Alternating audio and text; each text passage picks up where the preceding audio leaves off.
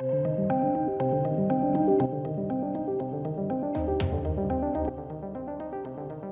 welcome to the channel, ladies and gentlemen. Don't worry, we're not talking about Trolls World Tour, no.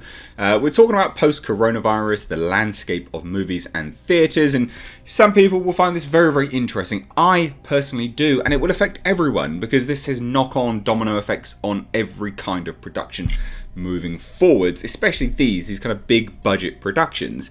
Now, I've done some videos on this already, but it would seem that the mainstream media outlets are picking up on this now and are kind of pushing forward with more and more discussions surrounding it, because I think they realise it's going to deeply affect the industry and the business that we are all currently a part of, either as a consumer, a commentator, or a media outlet, so on and so forth. So that's what we're going to be looking at today. Before we dive into that, ladies and gentlemen, I've got to say it, I'm making a movie, but I've got a bigger update for you all today.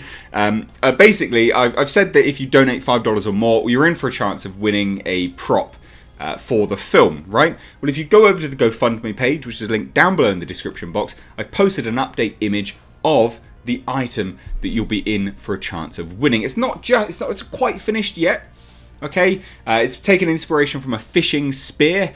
I think it looks absolutely epic, and you'll realise again how kind of many lengths we're going to make this the best possible production. So if you want to donate to the film, an indie filmmaker for a horror fantasy production, then hey, check out the link down below and grab yourself some cool merch as well. I myself have my poster down here. It's flattening out. I've got a frame for it. It will be going on the wall behind me momentarily when my frame arrives. But let's dive into this.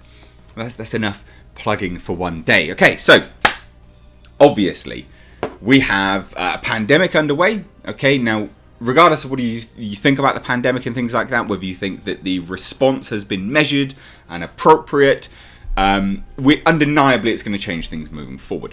Thankfully, productions are now starting to go ahead. They are now finally starting to move forward, which is fantastic to hear. It's so good. I myself, going back to my film, have just booked accommodations. So we're looking to start, coming up July actually, which would be epic. That means we can get this film done and dusted and then into post-production.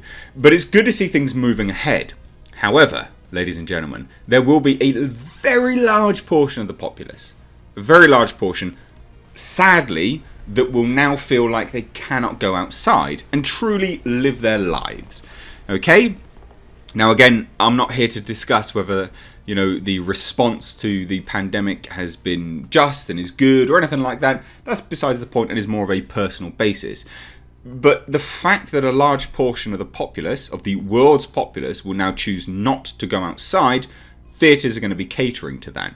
Now, obviously, during this whole lockdown, there have been a lot of films which have moved from the window that they had, the 90-day window, and also the theatre window, and have been pushed straight on to streaming. Universal is famous for doing this. They've done quite a lot, and they were embroiled in a big furore with AMC theatres and all these kind of things, these big theatre chains. And they basically said, yeah, well, if we want to push our movies to video on demand, we're going to. And the theatre chains basically said, well, then we're not going to put any of your theatres in our films. No. Which I get. It's a business. They are mutual. Both industries, both businesses, the theatres and the studios, they have to learn to coexist, right? There's an equilibrium to be struck between the two. However, we're going to see more of this, and this is what this article is about. This is on Deadline, right? It shows that studios look to gain the upper hand in skirmishes with exhibition over windowing as trends during the COVID-19 pandemic extend into the future, with mid-range films generating the 50 to 100 million range, the most at risk of dwindling theatrical runs, according to a leading Wall Street analyst. So these kind of films which are like, medium to high risk, they're kind of make or break, That's what studios are looking to push direct to on demand. Exhibitors now have been able to stand their ground with Hollywood, said Robert Fisherman of Moffett Nathanson in a report on Monday. But This time is different in that all of the major studios are likely to be more aggressive with windowing strategies, as long as multiple studios push forward with PVOD or some other form of window changes. The balance of power in favour of studios shifts even more in their favour and reduces the leverages the exhibitors have, as they would be unlikely to boycott multiple studios' upcoming releases, which makes sense, right? Like if most studios are going, well, we want this window now. I mean, a theatre chain can't say, well, we're not going to put your films in our theatres, because then they won't have anything to show anyway. Now, like I say, there has to be an equilibrium between both parts of this industry, the media generators and the media operators, the ones which show and display the media. There has to be a balance between the two.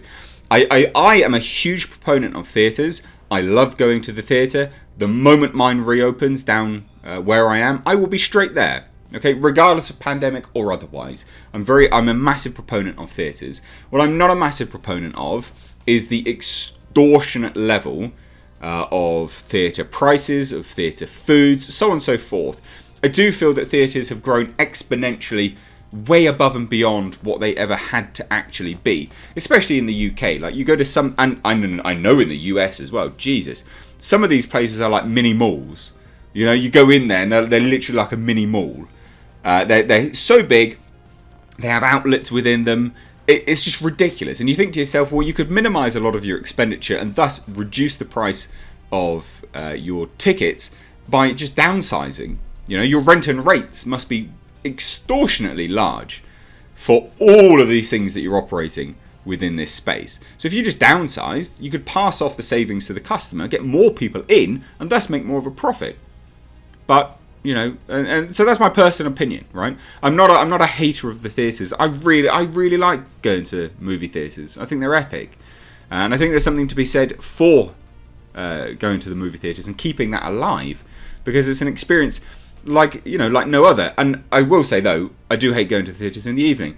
You know, there's pros and cons of all of these things. You know, sitting next to some pleb that's coughing and spluttering away, or on their phone, or chit-chatting away, or someone that just stinks, generally speaking. Very, very frustrating. But I wouldn't want the option to not be there, is my point. So I don't want anyone to think that I'm just here hating on theatres, because I'm not. Like, I really do like them. Now, the crux, Fishman believes, is that the standard 90-day dark period between theatrical release and home video is an inefficient period that studios can no longer afford. And there's another approach to this that we need to take a look at, right? This argument, because obviously, ladies and gentlemen, like, you know, we're talking about theatres, we're talking about studios. A lot of people will be on the side of the theatre chains, right? And I would be to a certain degree, but some of these theatre chains are not, you know, they have like they're huge. There's a theatre chain. You know, I'd be more on the side of like smaller indie theatre companies than a big, large chain that's just this big mass sort of corporate entity, like the ones which own the mall-like theatres. But the other prong on here, ladies and gents, is that the more money the studios get, because you got to remember, like, Hollywood loses hundreds of millions of dollars, right? Billions at the moment due to coronavirus. But the more money they get, the potential higher risk they will take with certain projects moving forwards, right? Like, if you look at like the trajectory of what theatres used to make and what studios used to make, like, it's been slowly chomping down in terms of the overall profit a studio can make because of marketing costs, and they've just been spiraling out of control. But if they can get a little bit more money, they'd be more willing to take a few more risks here and there, because the potential for profit is actually higher. So there is the other side of the argument to take a look at, is that the studios earning more money can actually be beneficial to us, the consumer. I think, anyway. I think that's just common sense, really. Now, obviously, he said his firm expects that the major studios to push forward with a new window after all the experiments end once theatres reopen. Universal will likely lead the charge, with Warner Brothers and other smaller studios quickly following suit. As the pandemic shuttered theatres across the country, Fishman anticipates domestic box office plunging 50% in 2020 year on year, assuming studios stick to current release dates. He predicts a rebound next year to 9.7 billion, still down 15% from 2019 levels and 13% lower than his pre-COVID estimate of over 11 billion. So there's a big loss to be had here. Now these are just analysts, they could be talking complete nonsense, but again, there's still a big loss here. The 2020 numbers are very much a work in progress, he cautioned, given that some major cities haven't yet set reopening dates and consumer behaviour variables. So downside risks to 2021 include more titles slipping because of the shutdown in production, as well as additional windowing experiments from studios. Now that's the thing, right? That we're talking about these experiments, right? Now Trolls World Tour did that. So if we just scroll down here, because there's some numbers up here, but it's not overly relevant. You know, we're talking about the experiments that companies have run. It's hard to see how mid-budget, non-tent poles, so this is the risky properties that mostly people actually really enjoy, non-tent poles will be worth the cost and expense of traditional theatrical distribution. Now, one film which I think fits that perfectly is Antlers. Epic little indie horror film that was obviously got bought up in the merger of Fox.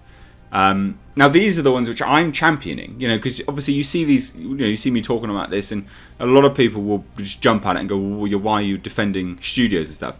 But I'm defending those kind of movies. Antlers looks absolutely amazing, you know, but it's these kind of movies that will slowly, and they have slowly gotten less and less prevalent in terms of being released, in terms of being made. They're just not made anymore. But those are the ones which I want to see pick up, and those are the ones which would pick up, I believe, if the studio had a little bit more money and, you know, were able to distribute them a little bit quicker. So if this is to be a key question, a key question is what share of PVOD revenues exhibitors will end up capturing to help offset the cannibalized box office.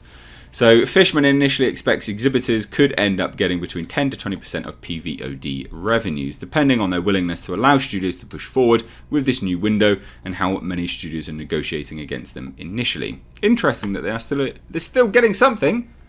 So they're not it's not, you know, big bad production companies. They're still getting something, aren't they, right? He noted that prior to COVID-19, Disney was always the lone studio fully committed to the theatrical window because they can afford it. While we still expect all other tentpoles to premiere, or all of their tentpoles to premiere on the big screen, we think Disney could continue to be more aggressive in shortening the window between the theatrical debut and when the movie hits Disney Plus, which makes perfect sense. They've got that now, and they have been doing it, right? They did it with Artemis Fowl, I believe, or they have done it.